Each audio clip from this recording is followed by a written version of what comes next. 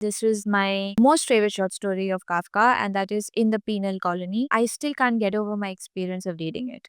It's so dark, gritty, grotesque, and dehumanizing. The story is set in an unspecified penal colony. It's in an island. It follows an unnamed traveler who visits this island. So I think he's an anthropologist and he visits this island as an observer, and he is shown the intricate workings of a very elaborate execution machine by the penal colony's officer. So this machine tattoos the condemned prisoner's death sentence on his entire body. So it's a very slow and agonizing death. So this is horror that you can't look away from. The writing really isolates you, as in, the reader, because everything that Kafka has described it's in such excruciating detail that you can't look away. He brings it to life. He brings that machine to life. You feel as though it already exists somewhere at some sadistic part of the universe. On one side, you have the officer who represents this sense of complete abandon of one's individuality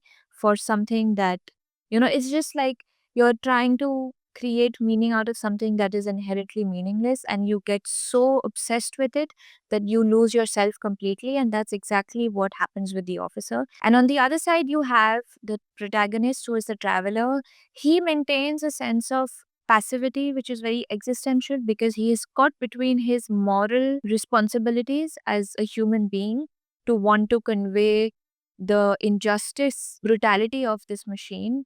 But on the other side, because he is a foreigner, he is a tourist in this colony, he can't really affect any change. Everything just becomes absurd and in a very Kafkaesque manner. So one of the definitions that I could derive, of Kafkaesque is just where you are trapped in a morally ambiguous and bizarre situation where you are unable to act out of any moral responsibilities. So you realize your own limited power and, to affect any kind of change in an indifferent and absurd and meaningless system.